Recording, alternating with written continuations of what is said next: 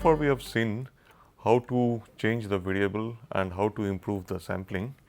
So, among the changing the variable, so the idea was to go from a uniform distribution to a desired distribution of the random numbers. So, there looked like one, for example, we looked into how to get an exponential distribution from a uniform distribution of random numbers. But there is another distribution which is quite common and we have not talked about it, that is how to generate set of random numbers having the normal distribution or Gaussian distribution. So, basically the idea is I have a set of random numbers which is generated by my machine, which has a uniform distribution, and I go to or I transform them to another set of random numbers which has a normal distribution, or it is also called the Gaussian distribution, normal or Gaussian distribution. So, if I plot the distribution, so basically what it means is I have, so if this is my probability distribution function p x for a uniform one, and so I want to convert it to something like this for a like a Gaussian function.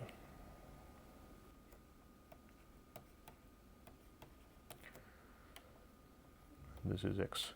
So, if we remember the recipe, so what we did it, okay, let me, for the sake of less confusion, let me just call it as y. So, if you guys remember what was the recipe? The recipe was we use the principle of conservation of probability, that is this equation, and where we set p x to this is equal to 1 for this particular case. And then what we did is we computed, basically we wrote x as a function of y to be the cumulative distribution of this new or the desired PDF. So, that is 0 to y prime, 0 to y, not y prime, sorry, the integral is 0 to y, and if I take my Gaussian distribution to be e to the power minus x square by 2. So, this is what is called a normal distribution, normal Gaussian distribution y prime dy prime. If you remember the conditions which this recipe or this function should have is that one, it needs to be integrable. But if we look at this function, we know that this is not possible to integrate analytically. The popular name of this function is, it is also called the error function. So, now we can't, so what it is clear from this is that we cannot, using this recipe, generate a Gaussian or a normal distribution of random numbers. So, but again, as I mentioned, there are several places in physics where these type of Gaussian distribution is followed. The system follows or the system can be represented by a Gaussian functions. There are many examples in physics. So, it is an important problem to need to solve. So, the question is, what is the way out? And so, in order to achieve this or to get this new distribution, so we have to use some unconventional technique, and the most popular and the popular technique which is typically used is called the Box-Muller transform.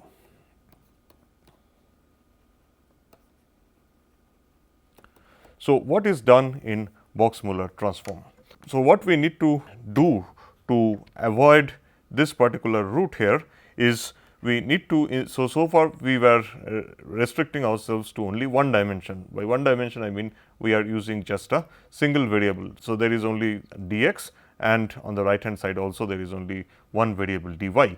But rather than that, what we will do is now we will move to multiple dimensions, and there we can write down again the probability conservation in this form. Suppose we have a probability distribution function which is given by p y1, y2 and dot dot dot. So, it has n number of values, then the conservation equation now becomes the following.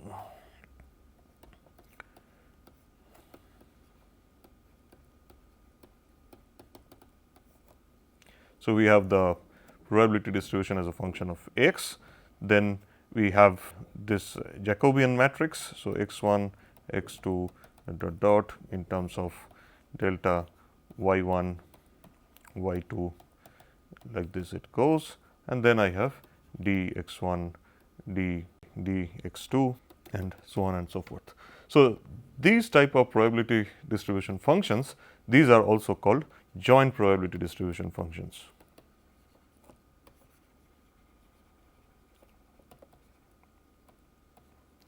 Because they depend on more than one variables, and this determinant here is the Jacobian determinant. It is called the Jacobian determinant, and the information it contains is the derivative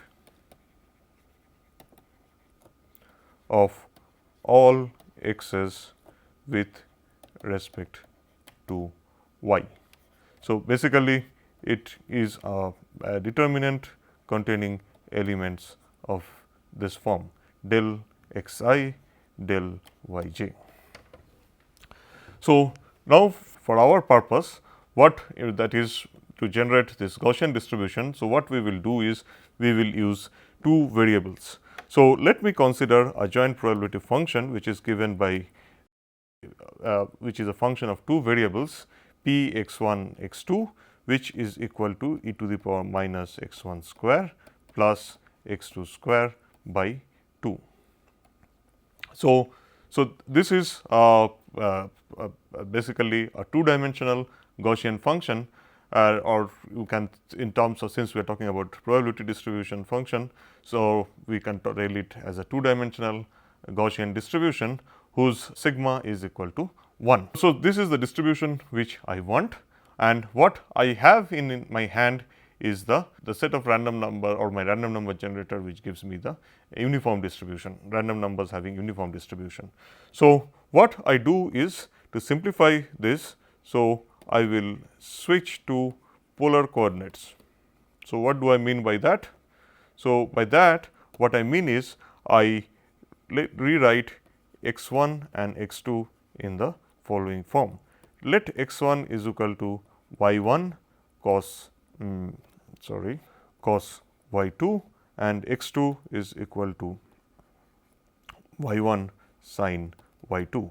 So, what is the relationship between x 1 x 2 and y 1 y 2? So, if I take the square of these two equations and add them up, so what I will get is y 1 square is equal to x 1 square plus x 2 square, and if I divide one equation by the another one. So, and what I will get is y 2 is equal to tan inverse x 2 minus x 2 by x 1. So, now I have got this thing, and what I will do is, if I call this as my equation 1, this is 2, and this set of equations we call it as 3. So, what I will do is I will take this 1 and 2 and I will plug it in this one, in this particular equation. So, what I will get is, in this case, if I do that, so I will get p y 1 y 2 as a function of dy 1 dy 2. This will be equal to, so my p x 1 x 2 from equation 2 is my this Gaussian distribution here, which is e to the power minus x 1 square plus x 2 square by 2.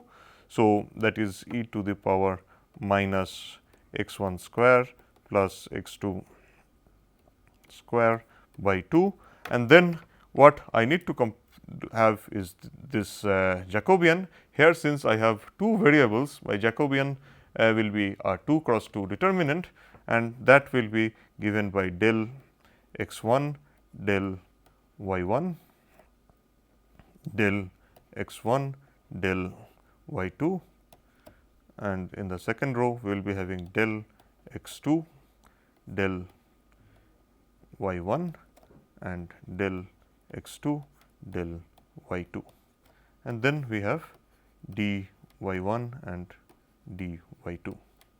So, just for our recap, let me just write down here the expression of x1. x1 is equal to y1 cos y2 and x2 equals to y1 sin y2.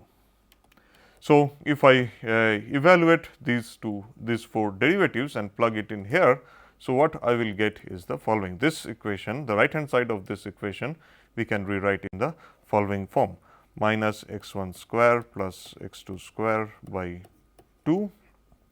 Then the derivative of x1 with respect to y1 will give me cos y2. The derivative of x1 with respect to y2 will give me minus y1 sin y2.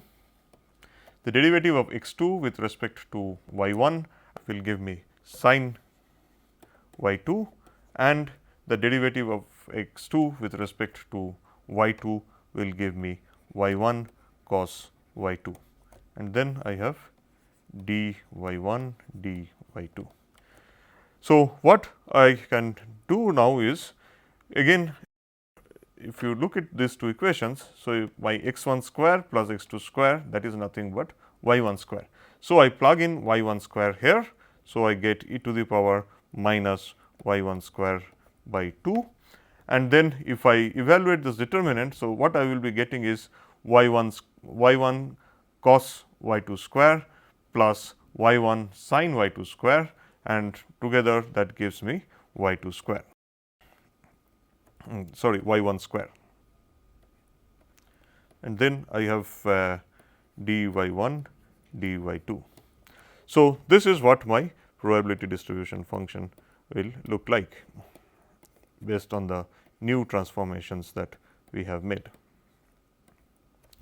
Now, these y1 and y2, these we need to generate from my random numbers which has the uniform distribution. So, in that case, so let us see what values y2 can take. So, y2, if you remember, so my y2 is tan inverse x2 by x1. So, basically what it means that my y2 will vary, or y2 can vary from 0 to 2 pi. So, how will I get these different values of y2 from the uniform distribution? So, what I need to do is multiply the random numbers from uniform distribution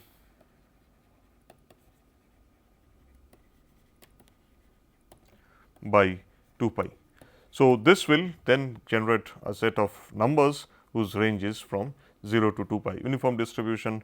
So, where this range is 0 to 1. Okay. And what will be the range of y1? y1 can take any value, because y1 is x1 square plus x2 square to the power half. So, in principle y1 can take any values ranging from 0 to infinity. So, now the question is how to relate y1 to a set of random numbers which lie between 0 to 1.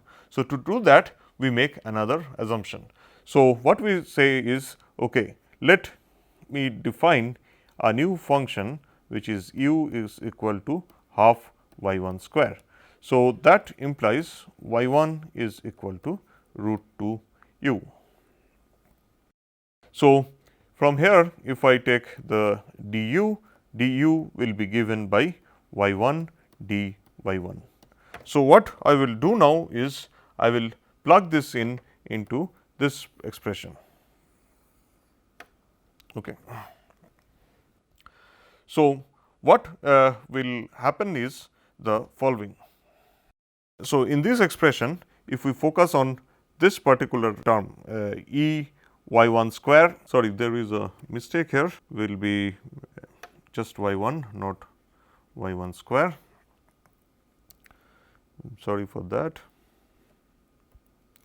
So, what we will do is we will replace this part with this function. So, what I have is e1 square, e1 to the power minus y1 square by 2 y1 d y1. This I can write into e to the power minus u du. So, this is my new probability distribution function, and we have already seen that this is the probability distribution function is exponential, and for that we know x in terms of y, or in other words, in this case we can write down u as a function of x.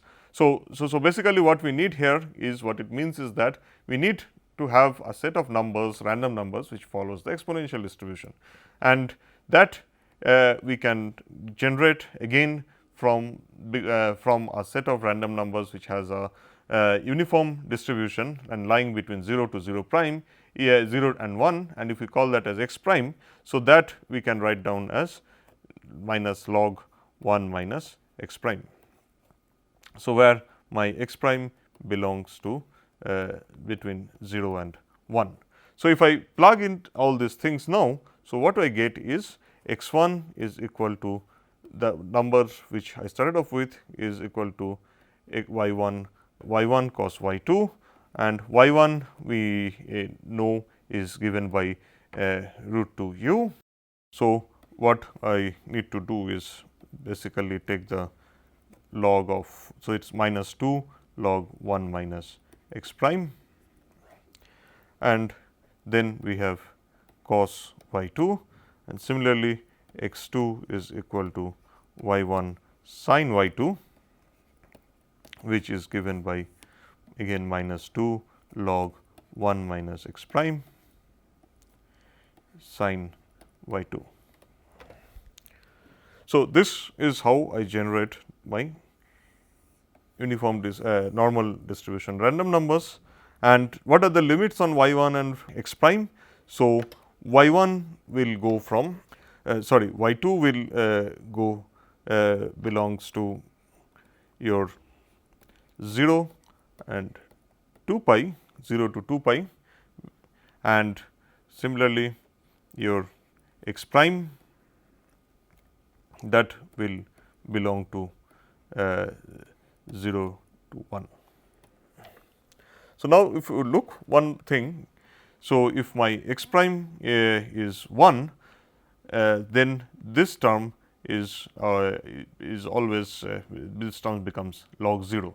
So, and log 0 is undefined. So, that is why I have a open bracket here. So, x prime will be actually less than 0, less than 1. So, now the next question is, can we do some more simplification to this, because you see this involves lot of operations when you try to calculate it. So, it involves estimation of expensive trigonometric functions, the sine and the cosine, then the log, then square root. So, all this takes time to compute in the computer. So, the idea is, can we simplify it further to something which is much more cheaper to compute. So, let us see how we do it. So, some more simplifications.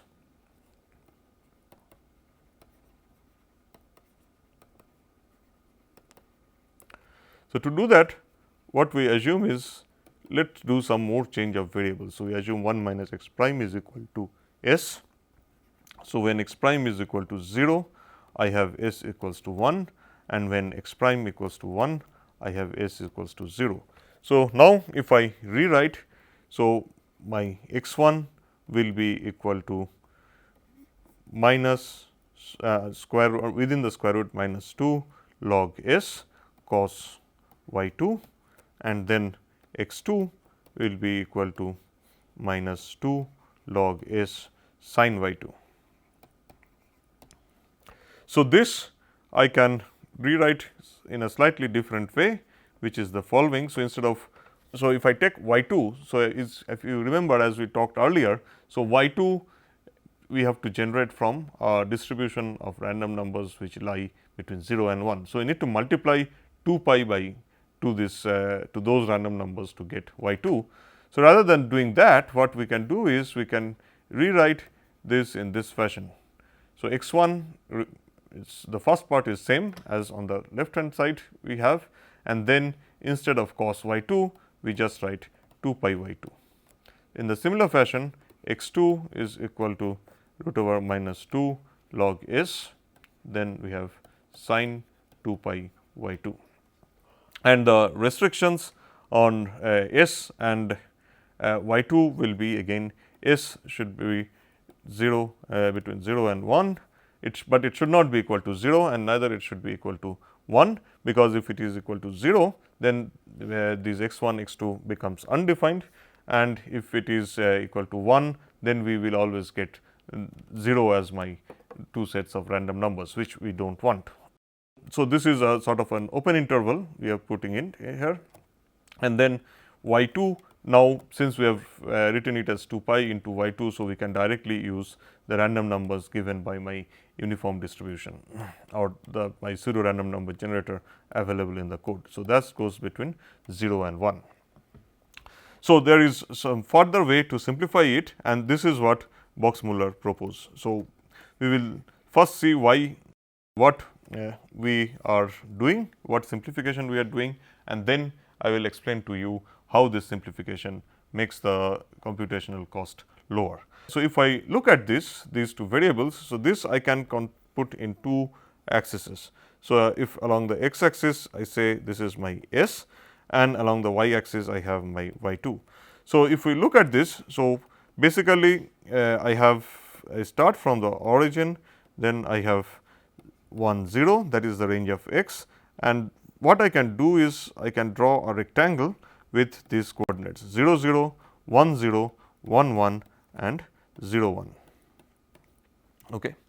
So, the idea is the following: what we do is we pick up uniform deviates in. So, the side of each of this square is 1 in an unit square. So, uniform deviates, by uniform deviates what I mean is that the random number which has a uniform distribution. And then we define two variables, let v1 and v2.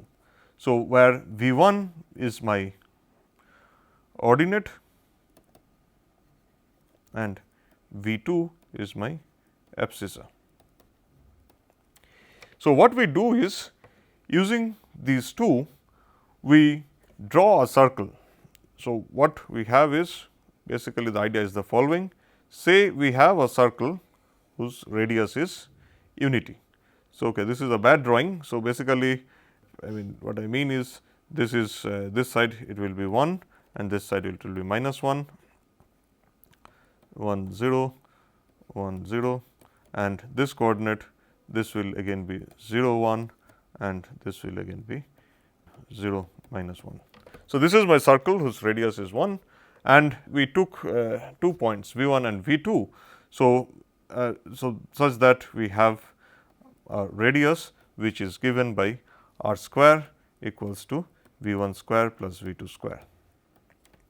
So, what it means is, so basically this is my v1, this part here, and then this is my v2 or this normal is my v2, and then I can get the angle theta as the angle sustained by v1 and v2, and this distance from. So, basically this the coordinate of this particular point. Let me use a different color to show the point. So, let us choose green. So, I have this green colored point here. So, the coordinate of this point is given by v1 and v2, and the distance of this point from the origin is sort of you can think of as the radius. So, if you look into these equations, so we need one variable which gives me one number which gives me this one, and the other number is and then we need something analogous to an angle. So, we need a s and we need an angle. So, what we do is, so what they suggested is, let us take s as the square of the distance from the origin of my circle to the point v1 and v2 described by v1 and v2. So, that is v1 square and v2 square. And so, if I think of this as some variable theta, so for these cases the coordinates what I get is I get cos theta will be V 1 by r and sin theta will be V 2 by r. Okay. So, what I now do is basically the following. So, I pick two numbers from my uniform distribution of random numbers, random, or rather in other words random numbers having uniform distribution and lying between 0 and 1. I pick two numbers, I compute S.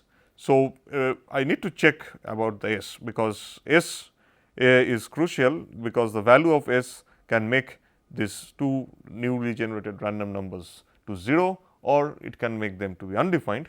So, as per before, so this was the restriction on S. So, what we do is we so you choose two random numbers. So, the step is following: you two random numbers V 1 and V 2 from uniform distribution and lying between 0 and 1. Then the second step is compute S. Sorry. So, the second step is compute S. So, from here what you do is you check S. If my S is equal to 0 or S is greater than or equal to 1. So, what I do is I throw away